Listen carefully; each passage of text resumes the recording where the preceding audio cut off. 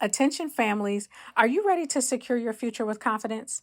Well, I want to introduce you to Angie Herder. She's my dedicated American Family Insurance agent, and Angie is the bomb. She goes above and beyond to ensure that insurance coverage perfectly matches your lifestyle and your future needs.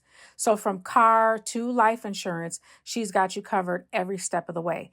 Now, single parents, I want you to really listen to this. It's time to set yourself up for success.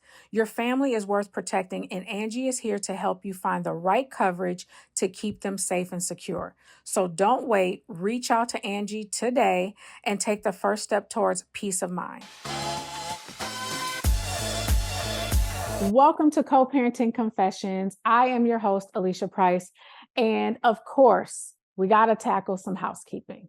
Like, share, and subscribe. Actually, make sure that you share, because this episode today is absolutely going to be one of my favorites. I'm already calling it and claiming it because we have Dash Hudson, who is, I'm going to say, a person who's absolutely standing in the mental health gap. We don't have a specific title for him because he is really doing all the things. And you guys know that I'm all about anybody who's willing to step in and do all the things. So today I have Dash Hudson with me, and we're going to be talking about why are single fathers single?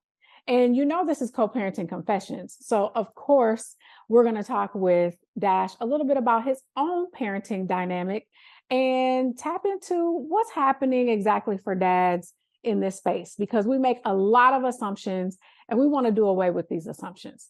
So without further ado, I would like to welcome my guest, Dash Hudson. Thank you for joining me today. Thank you. It's a pleasure and Yes. an honor. Thank you so much for having me. Truly appreciate it.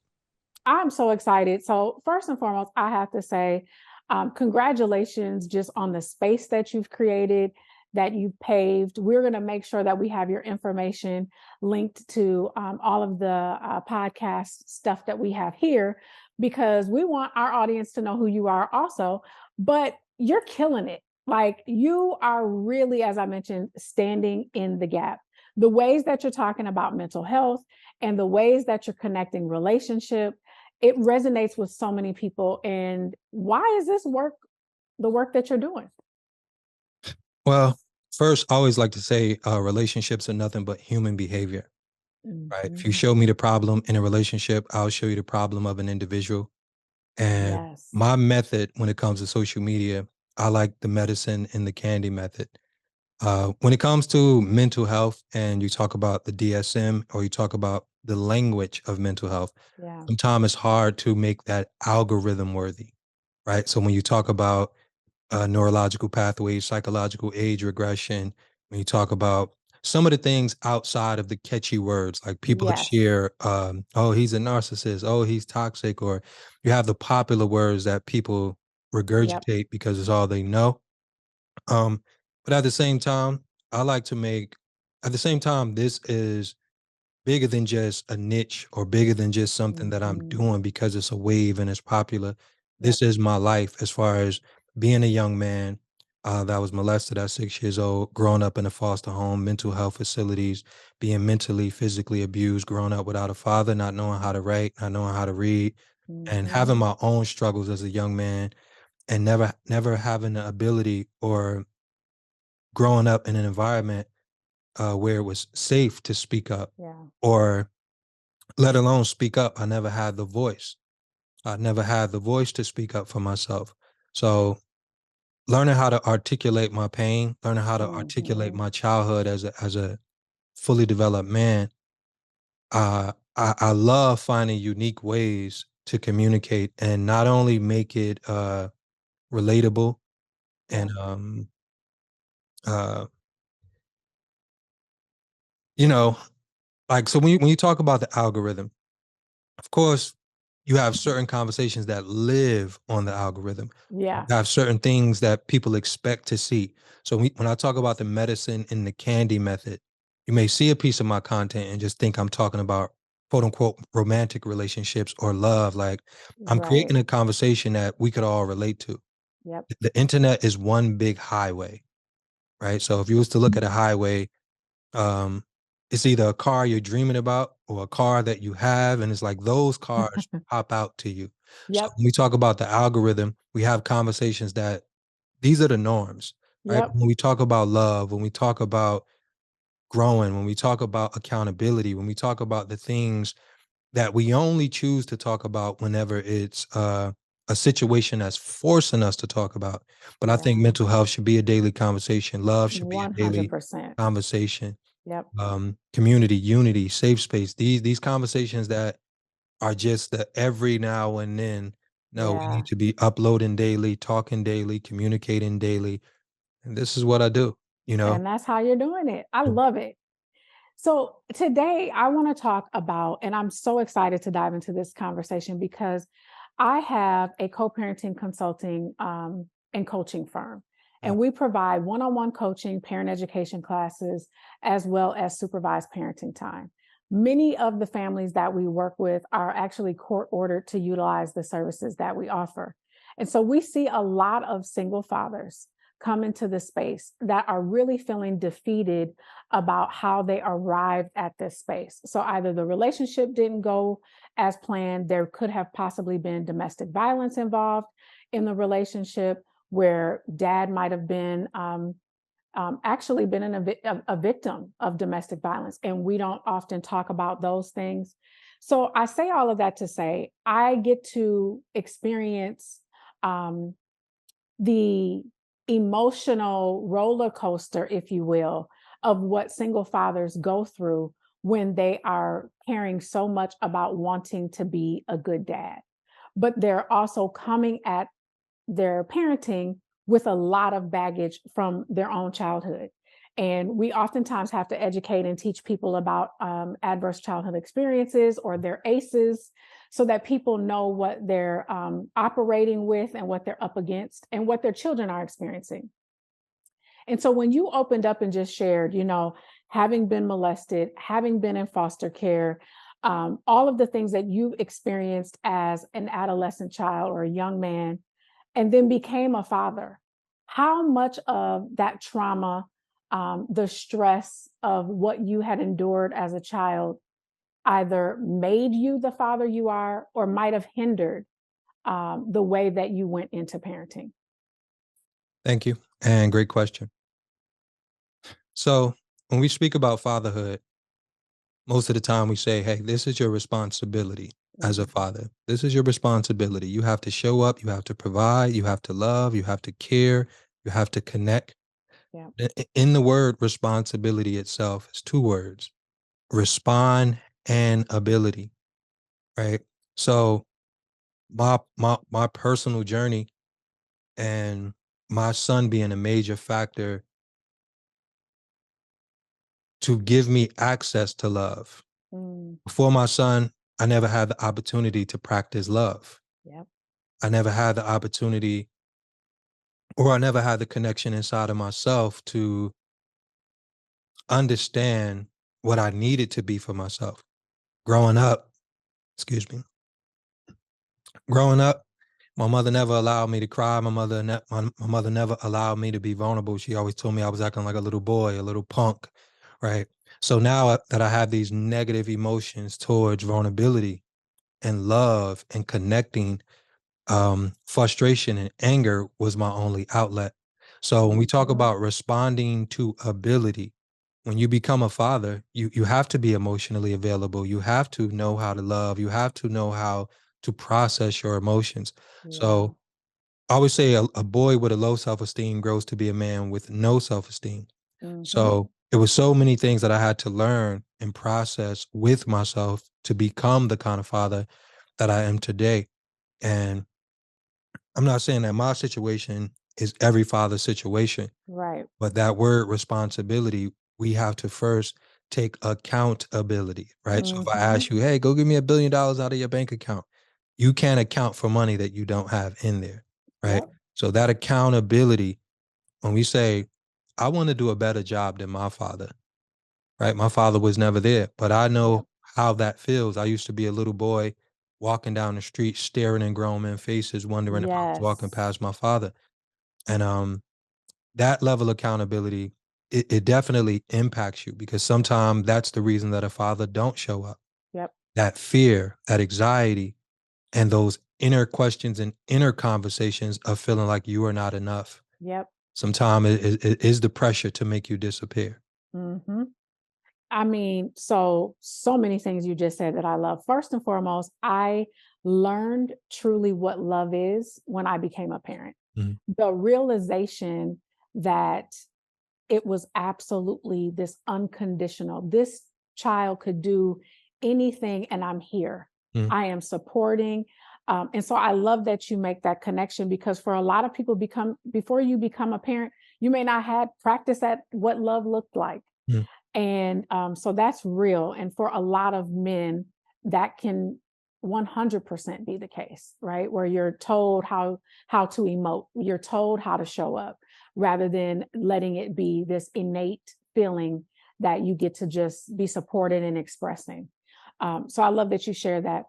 But the other thing that's really important is when you're talking about not having had that example of what a father is and wanting to be a father, but then also the pressure of not doing it right might be what keeps people away. Have said so much recently to people that I understand why it is hard for some men to be present, to have and really assume responsibility for the role of being a father. And I see it, the weight of the world of I need to be a provider. I have to be this person that provides stability. And when you feel like you can't do that, you don't have the tools necessarily, or you're not able to show up in the way that you've been told by society that you should show up, you don't want to show up at all. And we see it happen a lot.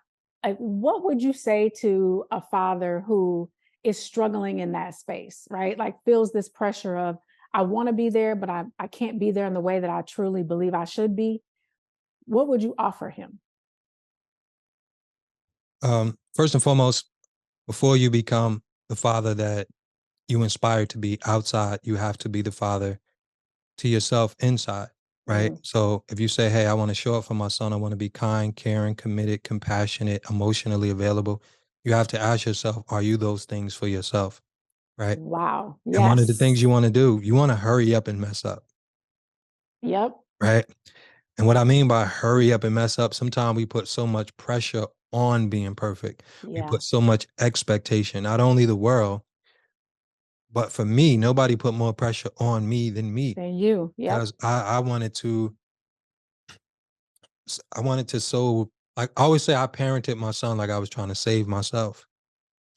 And Oh, I'm not that's so saying, good. I'm not saying that that was healthy, right? Now looking back, because sometimes we introduce realities to our children that never come true. Yes. And I'm pulling from my childhood. Oh, this happened to me. This happened to me. Yep. You got to prepare for this. You got to be ready for this. And it's like, no, if you are the parent that's showing up, if you are the parent that cares, if you are the parent that's alert, if you are the parent that's in tune, then the things that happen to you is not going to happen to your children, Hmm. right? Hmm. I am in the way. I am the protector. I am the provider. I am the wall, you know? So Yep. when it comes to the fathers, right, you have to first parent yourself. For the Yeah. most part, sometimes when we look at, like when I look at my mother, it's not that my mother was this bad person, but my mother was parenting me the way that she was parented. Yep. My mother was verbally abused, physically abused. And the first time I heard love consistently was when my mother was telling me that she was beating me because she loved me, Mm. right?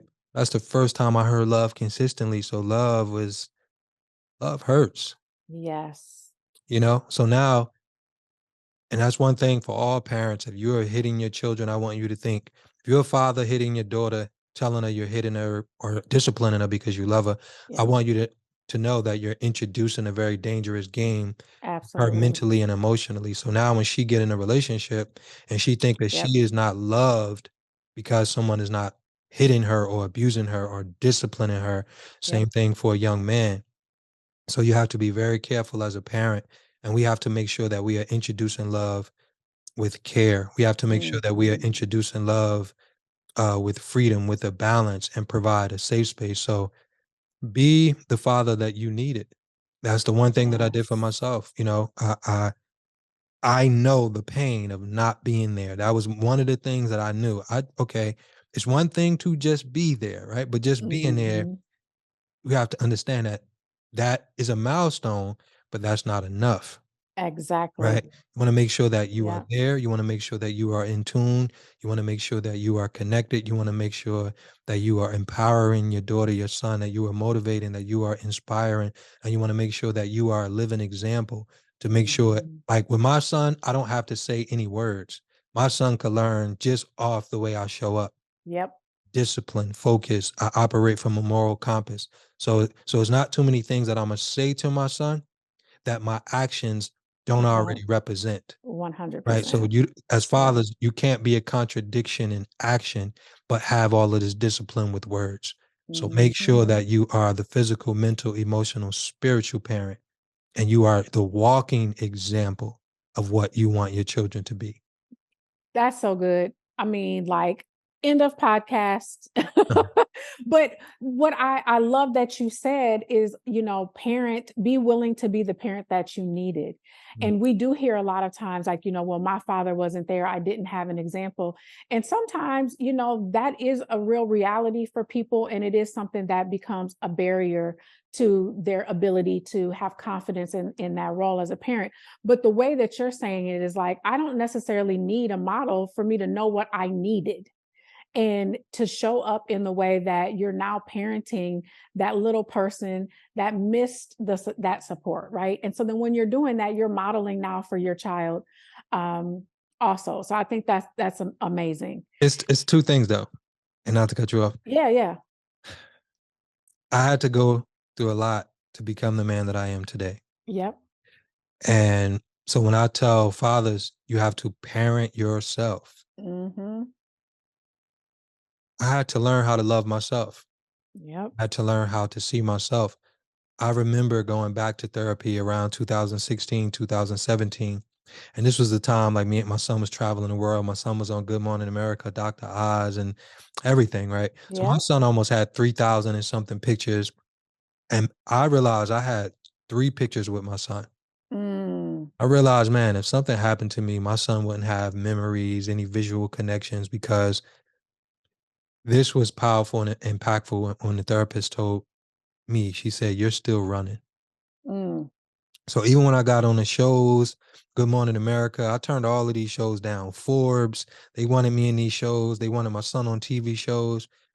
And to unpack what she meant by I'm still running.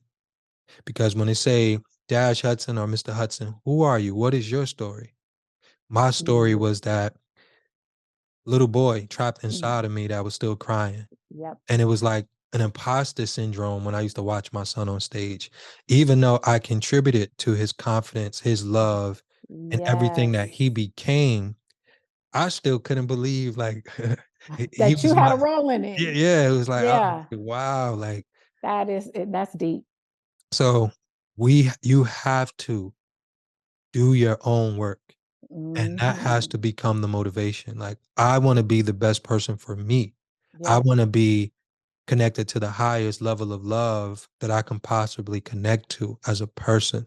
Yeah. So now when I am parenting and when I am pouring out organic love that Mhm. exists inside of me, right? And that looks, it is no perfect foundation or no perfect route for that. Yep. Yep. But being prepared and being ready for that, you know, that's the journey that you have to be willing to embark on. That is so real. It's so real. Like, you have to tend to the pieces that are inside of you, right? Like, if you want to show up as a whole parent, you have to tend to the pieces. Mhm, There's something else that you said that I want to dive into a little bit. I think you said like something similar to like fail fast, like mhm, get in there and just try it and figure it out and fail fast. We see a lot of mothers who are they have their walls up. There's these barriers to letting dad be a dad, right? Especially in the co-parenting space or when there's a single father and mom having this fear, parenting out of fear. assuming that the way that dad might have been in a relationship with them is also how he may be as a parent, maybe neglectful or lying or not showing up on time and all of these things. So, not really even giving him the chance to parent. And I tell mothers all the time, like, how will he learn? How will he know? How will he build rapport with his child and be able to jump into that space with any confidence if we're not creating a space where it can happen? And I hate saying allow, but Mhm. for people to, kind of follow and understand. So I want to talk with some of those mothers that are standing in the way, that put this wall up and don't allow men who are struggling in the space to co-parent or to be a single father to fail fast and what that looks like, right? Like it's a part of the learning process. As mothers, we don't know everything. We're figuring it out as we go, also. And so to not have grace for someone who is trying to parent and learning to parent without a model. What are your thoughts on that?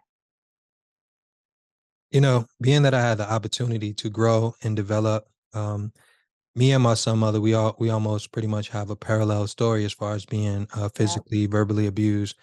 And this is how I got custody of my son. And on the outside looking in, like if I was watching me and my son's journey, like get that kid away from that man. Like cause me and my son, Yes. I Yep. always say, right, don't judge the picture while the creator is still painting. Mm, Right? You have no idea what that masterpiece is going to be. yep. But if you're on the outside watching Picasso paint, you're like, what is this? Because you're looking at every line, you're looking at every, Absolutely. and when it comes to parenting and when it comes to the communication, because I didn't paint my son's picture, Mm, I allow him to paint. And when it came to this was one of the major factors, like I would just read my son's eyes. mm, And we took those eyes all around the world. And it was that excitement, yep. that natural excitement, the excitement that I seen him sliding down the sliding board, him swimming, right? Yeah. Him coloring on the wall, right? And it's like, oh, don't write on the wall, write on the refrigerator. We could erase it. But I never stopped that creativity. I never stopped Yeah. the connection to his joy. I never stopped the connection. So it's like I'm parenting the connection. I'm Mm, nurturing the connection. I'm nurturing the excitement. And I'm allowing that confidence. And I'm allowing that, right? Because first you have Google Gaga, Gaga, you have the noise, yep. but the noise is a language, even though we don't understand it because it's not formulated in words. I'll give you this Yeah. example.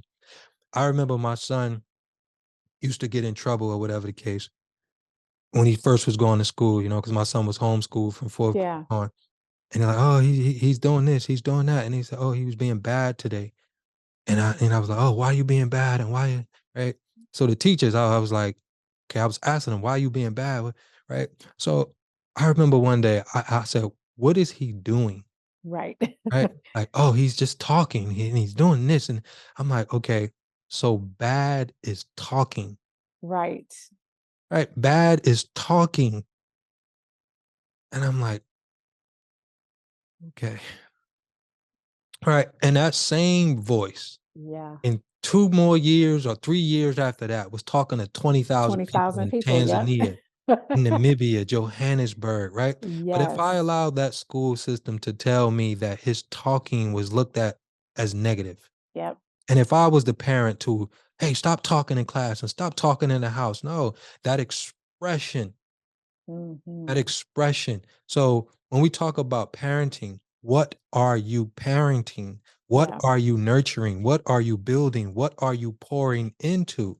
Right. And I Hmm. remember we was I think in Virgin Islands, and my son got off stage. We was walking, we was in the back. Somebody said, man, how did you build his confidence? How what? And I said, I never built his confidence. I just never took it away. Woo. Right? Because us as parents, we say, stop, don't do this, don't do that, don't do this, don't do this, Yep. don't do that. Now, neurologically, that program They don't, 100%. you tell them, don't do this, don't do this, don't now they're telling themselves not to do it. Yep.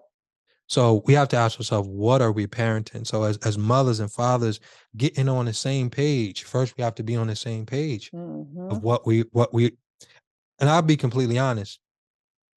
KingNahh wouldn't, my son would not have developed if I didn't have the space to Yeah. cultivate not my reality, his reality. Mhm. I watered his reality. I watered his excitement.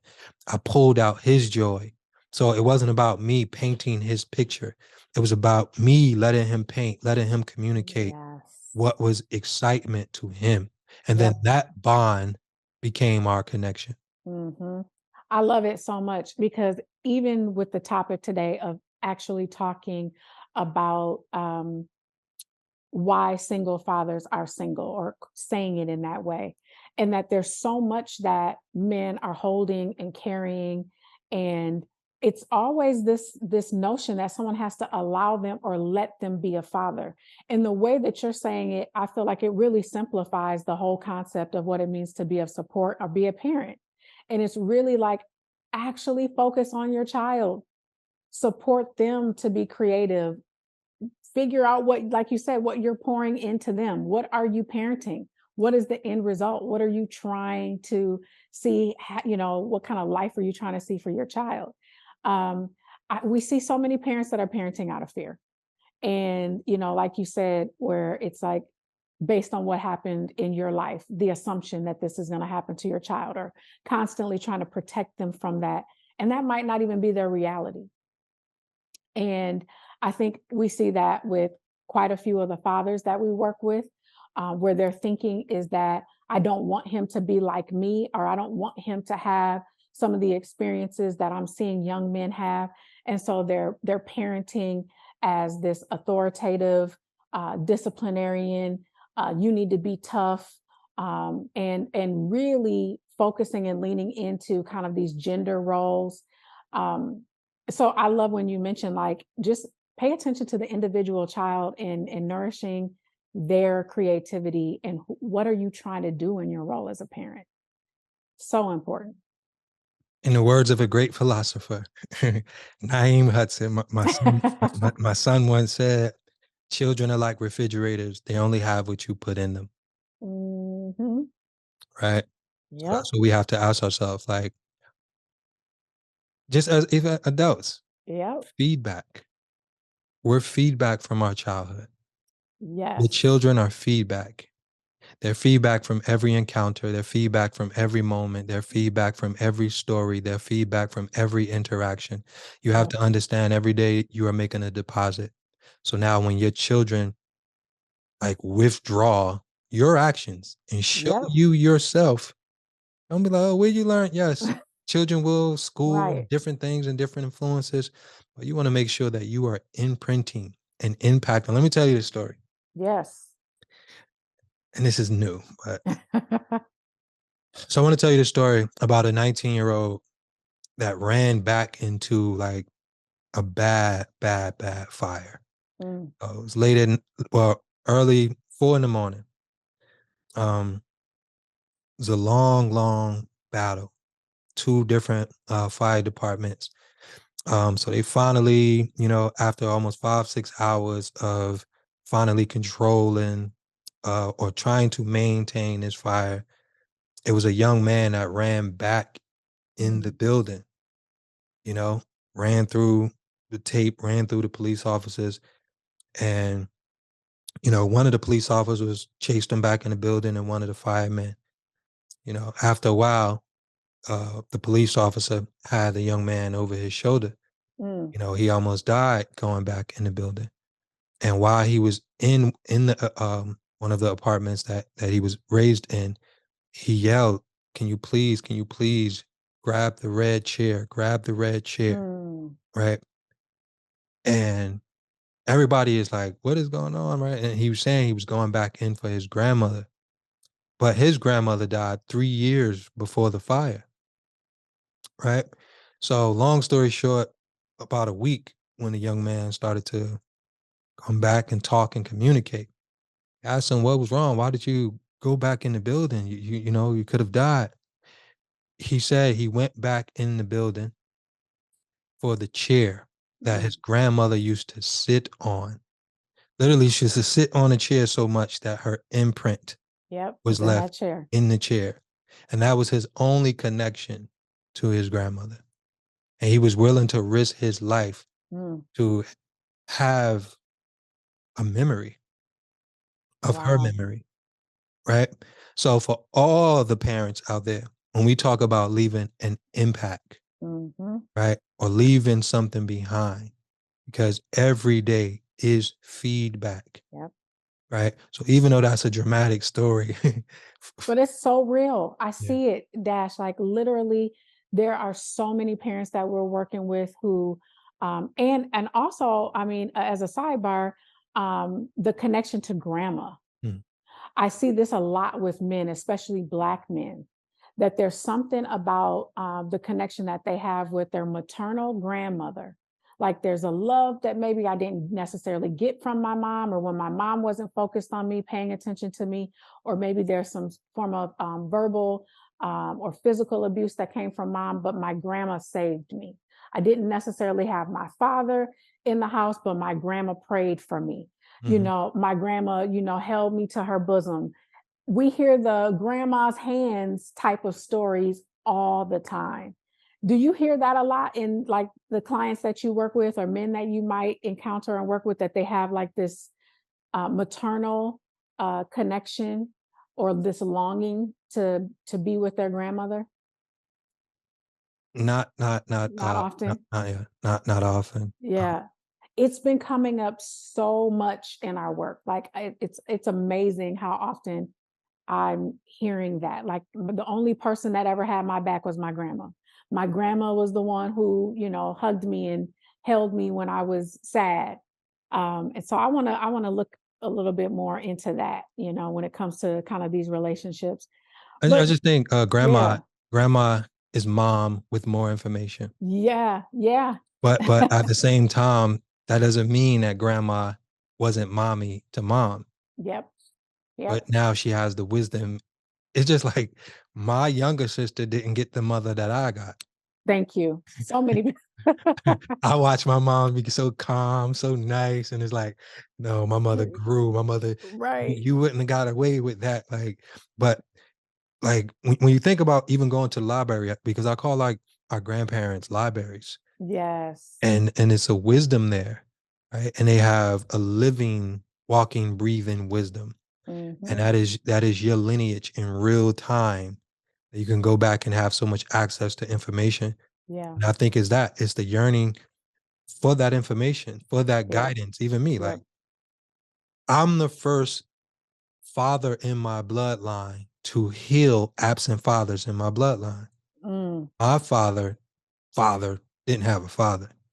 Yep. Right? So now when I look at me and the wisdom and the relationship and the connection that I have with my son, Yeah. like he has generations of information now because of me. But I look at me and go, wow, what would that have done for me? Absolutely. Because like when you're starting off life and you're the one that have to do everything, and you start off in debt. Yep. I'm in mental and emotional debt, That. and I'm yearning for time, attention, and love, and to speak Hmm. about relationships, because sometimes what happened in relationships, people don't actually date people; they date voids, right? Ooh, So my yep. son mother wasn't even a person to me. Right. She It she was was the, filling a she was void. she was the time and attention that my mother never gave me, Yes. and that is something that we have to be willing to unpack and be open and honest about. Hmm. So when we even talking about relationships, some of us are dating from that fear. Some of us are dating for the substitute, and we're not truly connecting with someone with a genuine goal in mind to Yep. understand what it means to be a parent, and have a true picture in mind when it comes to family, when it comes to longevity, when it comes to loyalty, when it comes to Hmm. commitment. And then now that's what creates this quote unquote single society that's in a rush Yeah. and competing to go nowhere. Yep. I mean, so first and foremost, I know we are wrapping up on our time. And so I'm going to have this conversation with you again because I feel like we could talk forever about this one thing and this one thing only. And I'm going to start it now. Is um, I think the confession for a lot of single fathers is exactly what you just said about your son's mother was a person in a time that was filling a void. It wasn't necessarily that this is a choice of this person who I think I'm going to have, create a life with. And there are a lot of people who are parents with someone who their intention was not to necessarily be parents, but they were filling a void. And also that mirroring, like you said, where you guys almost had very similar upbringings. So you're both looking for something, right? And trying to fill this void. And I think that taps into this concept of single fathers being single. And that a lot of times the intent and impact are not, we're not really holding the breadth of what happens with that when you're making a connection and not really sure that it's going to turn into now this person is in my life for the rest of my life. Mhm. And we see a lot of fathers that are struggling with that and also love their children, like the best thing that could have ever happened to them. But the juxtaposition of that is I could care less about the relationship with their mother. And so how difficult it makes it for them to then be able to parent from a stable place or co-parent when there wasn't much of a relationship or this person was just filling a void. It's That's deep. tricky. That's tricky because it's a beginning and an end to that. Yeah. My son, mother, uh, my young mind was in survival mode. Yep. I didn't really have the information or the understanding to understand how deep the divide was. Mm, So it was a lot of negative interactions and negative encounters and negative feedback when it came to the beginning stages of creating a life with my son's mother. yep. My perspective now, I don't even look at it as a quote unquote like single father space. I call it like it's important that we honor and truly value stockholders in our journey, Hmm. right? Without my son's mother's eyes, I'm not me. Yeah. And what I mean by that, she was the first person that I seen see me when I was that little boy that felt worthless, that felt like I was fresh off of coming out of the mental health facilities and my Yep. son mother seen me like and I'm like, "Oh, somebody see me?" I'm like, "Wow." Like so that gave me so much life. It gave me so much confidence. It gave me so Yes. much um it gave me identity, right? Mm, And even though I say my son was a deeper level to practice love because my son was the first person that I looked at like, okay, this person won't hurt me. Like yeah. grown-ups, I can't trust like being molested is like, okay, I can't trust grown-ups. I can't trust people. I'm keeping my distance. My son was the first person that I know, he's not gonna lie to me, even though our children wound up giving us whole journey. But in that moment, that young father, okay, my son, I could love him, I can care, I could expand my heart. My son mother was the first introduction to that. Mm, So without that investment into my mental and emotional space, I wouldn't have the opportunity to even have any level of landing. So this is why we have to that's so also be good. cautious and we have to be careful when it comes to communicating what we're saying, right? I hated my father with my mother's voice. You know, Mm, I never yep. knew my father. I never Yep. seen my father, but I always heard my mother say negative What things she said about my about him. father. Yep. Yep. So that was one thing that I always took into accountability. I don't have anything negative to say about your mother. If I'm telling the truth, I preference that. I create the floor for that. But at the same time, I still want my son to honor, value, and appreciate his mother and understand Yes. time periods. And so she still play a part Yep. in his journey, even though she it wasn't really no financial support or any of the other stuff. Like if it was the opposite, I would have been in jail somewhere, Yep. you know. But Yep. at the same time, I didn't make that a kick her back in tour Yes. where Yes. like mothers have to be careful to not go in to kick her back, kick your son's father or whatever, or your Yep. daughter's or your baby father, whatever. Don't go in to kick their back in tour. Hmm. right? If they don't have financial support, right? Are they there mentally, physically, emotionally? And Yes. I get it. Like we're in this system where it's like only thing matter is money. Like, oh, you're a deadbeat. Nobody care Right. that you want to take your kid to the park. Nobody cares that you want to spend time, read books. Oh, read books. The judge don't count that, Yep. right? But we have to understand that your son don't care. Your daughter don't care about that. Yes, big picture, roof over your head, finances, yes, it Right. matters. But if we're talking about the child, we're talking about like I would have Yep. gave my left feet to like spend a day with my father. Right. And it's just even the concept of that the only way that a man is providing is money. Yeah. And there's so many other amazing things that just having that additional parent in your life that it provides you. So I mean, this is just amazing and awesome. And I thank you so much for this conversation because it has just opened up so many other topics for me.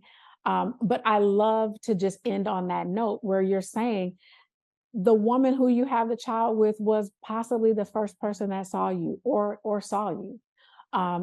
There is some way to find that neutral space. There's some way to find the good in a situation and to build from that. And I think that's an amazing message for men that are struggling with, I don't necessarily want a relationship with this person. I don't know how to co-parent with them. And, just kind of struggling to have more of a growth mindset. So looking at it from that perspective, I think is awesome, just absolutely amazing. Any last words, Dash, that you would leave to um, our co-parents that are listening? What might make co-parenting easier for them, or any encouragement around just being an amazing parent?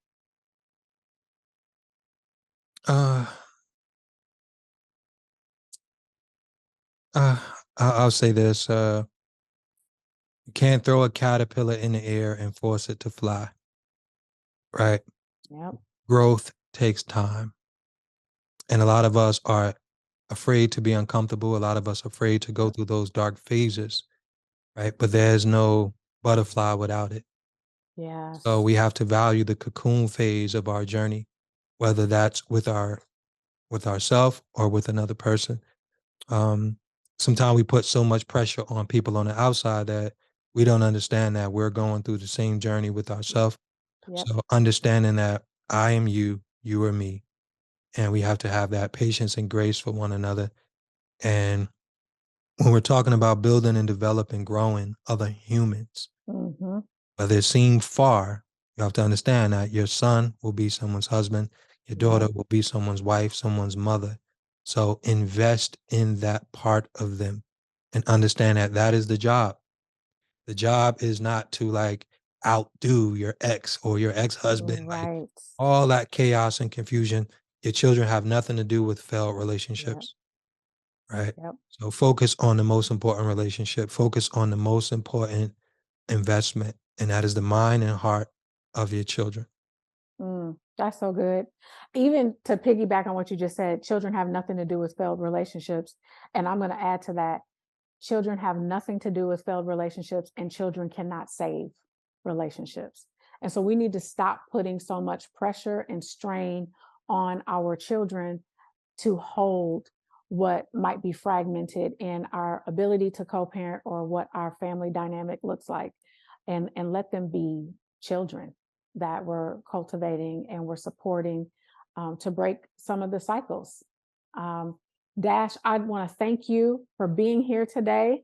You dropped some jewels. I know we're going to have so many amazing nuggets from today, and I encourage everyone to make sure that you follow Dash Hudson, because, as I mentioned, he's standing in the gap and talking about mental health in a way that I think is very easy to digest and is a complete open book, and writing a book or two right now, right?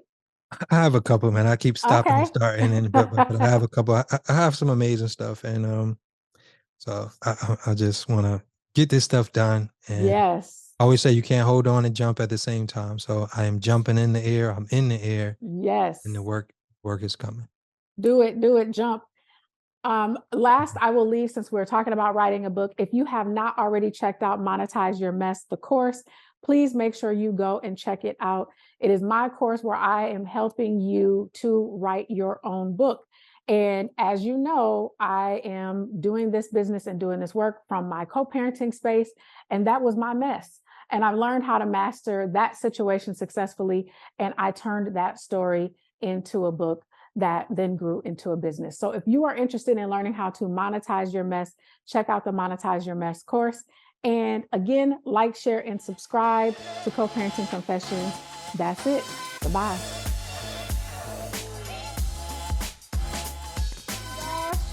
You're welcome. You're welcome. You're welcome. That was so good. MBC. No relation to NBC.